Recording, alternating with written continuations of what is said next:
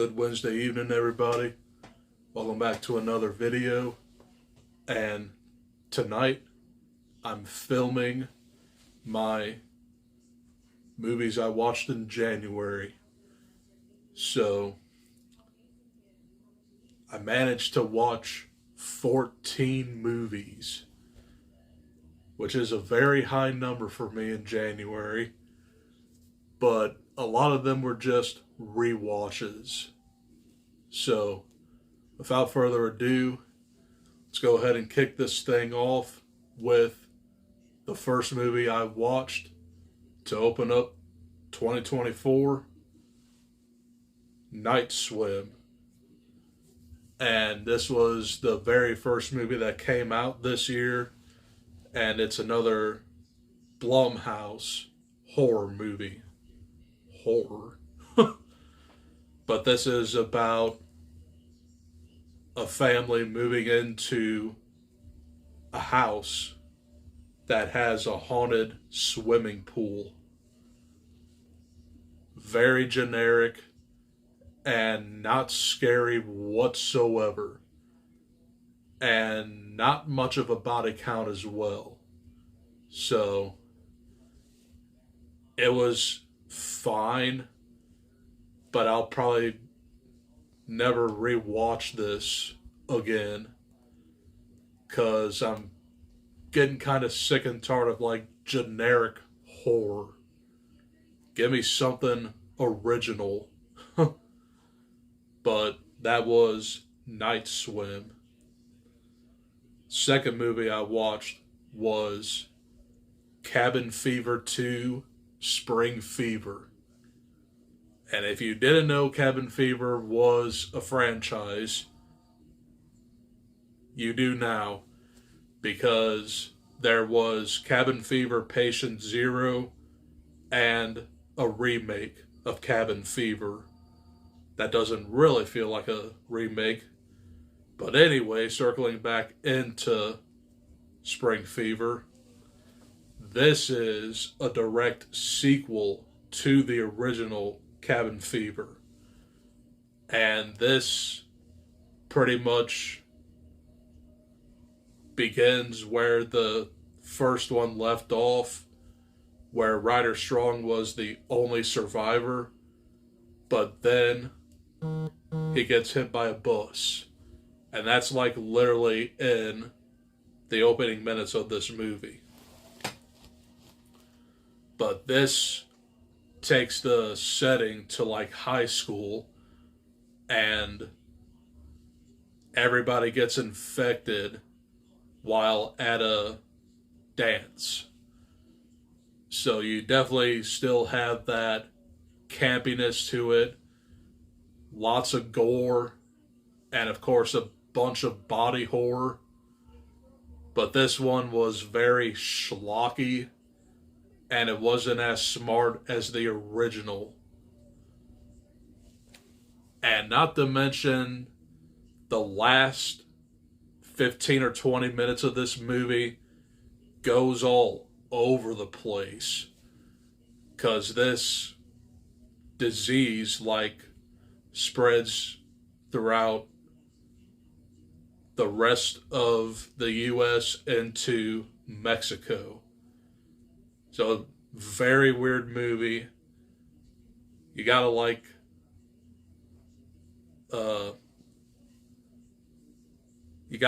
this sort of stuff to like understand it.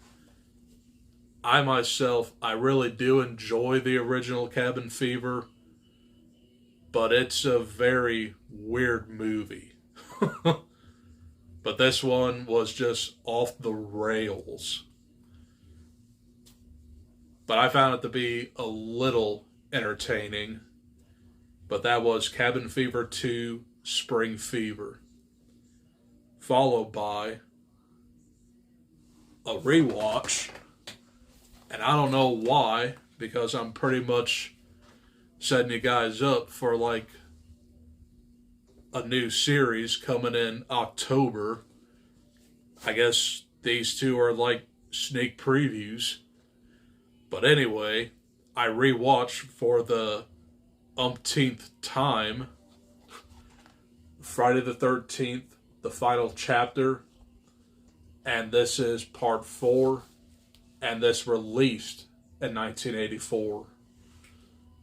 In my opinion, this is my favorite Friday the 13th movie. It's the most rewatchable, and it has the most recognizable cast. I mean, you have like Crispin Glover in here, and you have Corey Feldman. So, two very prominent actors in the 80s.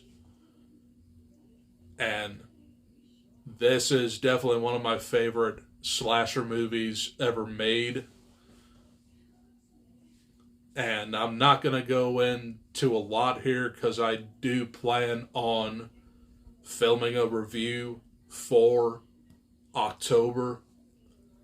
So I guess I'll tell you guys now that my next series, ranking and review, is going to be Friday the 13th for October. Long way away, but yeah. That was Friday the 13th, the final chapter. I'll have to watch it again in October, then give you a full review on it. So stay tuned for that. But moving on, I have The Wrath of Becky, and this was one of the movies that I missed out that came out last year. And this is the sequel to Becky, which I think was a really cool movie. It's about like this tween girl who gets revenge on neo-Nazis. So she like takes it into her own hands to mess them up anyway but loose. But I really did enjoy this one because it's got the same premise, but you have Sean William Scott as the leader in here. In the first one, it was Kevin James, and I definitely didn't really see him as a villain. But I think Sean William Scott definitely had more of a presence of a villain. But I really did enjoy this one quite a bit. And it's actually on Showtime, or if you have Paramount Plus and add Showtime, it'll still be there as well. So that was The Wrath of Becky. Next,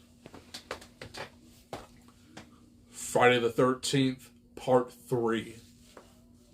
And this was during the craze of making every movie in 3D. Even if it looks like complete and utter horse crap. But this one was another fun entry in the series. And I really did enjoy, I have enjoyed this one quite a bit. It's probably just north of my top 5. But once I rank and review this series, you'll get more thoughts. But Friday the 13th, Part 3, for some reason. Moving on, I have All Hallows Eve, and I watched this on Shudder, and I watched this because this was the soft introduction of Art the Clown. I mean, you'll see him on the poster there, but this was played by a different actor. So I think that this was Damien Leone's feature-length debut. This movie was weird. Because It's kind of like an anthology film. You do have Art the Clown and a couple shorts, and then there's like this alien invasion. That's all I remember. It was weird and not as good as Terrifier. So I haven't watched the second one yet, but I might watch it in the near future. So it's on Shudder, and you can watch it if you want. That was All Hallows Eve, followed by easily my favorite new release movie that I saw this month, and the only one that I can really recommend, The Beekeeper.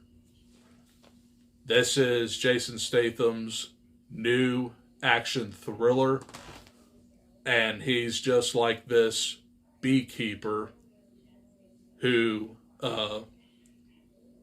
befriends an old lady, and the old lady gets scammed, and something major happens to her. If you haven't seen it, I'm not going to give it away, but you can guess. Well, anyway, he gets revenge on this company that scammed her out of all of her money.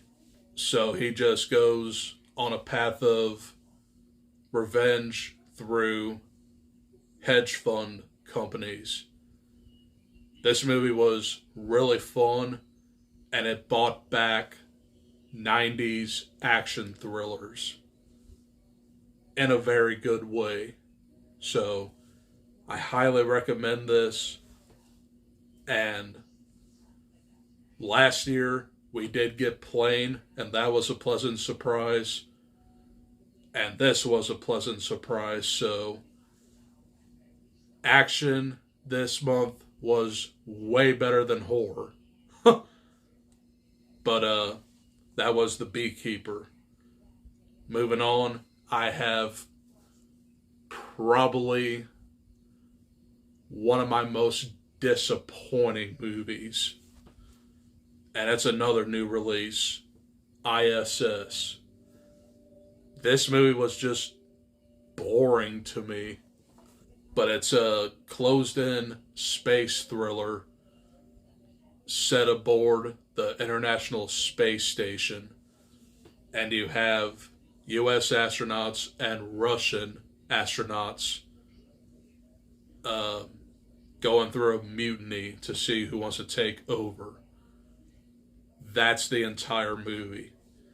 So I just literally gave you that movie in like less than a minute. So yeah, that was ISS. But moving on, I have a little movie that released to VOD this month, and it only caught my attention because the screenplay was written by Adam Caesar. That movie is Last Night at Terrace Lanes, and this was a slasher set at a bowling alley. This was a really interesting concept, and I thoroughly enjoyed it because it brought back that 80s nostalgia, and never seen a slasher at a bowling alley before. But apparently there's this cult that started killing everyone in the bowling alley. So, yeah. That's all I remember about this movie. But it's a pretty solid watch. Like I said, you can get it on VOD. Check it out if you want to. That was Last Night at Terrace Lanes. Moving on to the start of a new segment that I'm going to do throughout the year that I want to call Film in 94. My first episode featured Dumb and Dumber. And this is a classic comedy about two nitwits traveling across the U.S. to deliver a briefcase to an attractive woman. But it turns out they don't know what's in the suitcase. But when they open it up, they spend all the money on themselves. There's just so many memorable scenes in this movie. Very quotable, and most importantly, hilarious. So I have a full review on this movie if you want to check it out. But easily my favorite comedy of all time. Dumb and Dumber.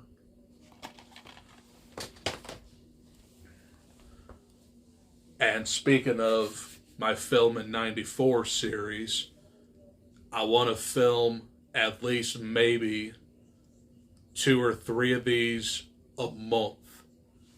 So I'll have to determine what's coming in February, but I might have an idea. So stay tuned for that. But moving on, I have, and you guys are going to make fun of me, but I don't care, Agent Cody Banks. This movie series was pretty dope back in the 2000s, but this stars Frankie Muniz and Hilary Duff, and Frankie Muniz is just this teenager who hides a secret, and he's a junior agent in the CIA, and he's like one of the best that the CIA has. His mission is to get close with Hilary Duff and save her father from taking over the world, and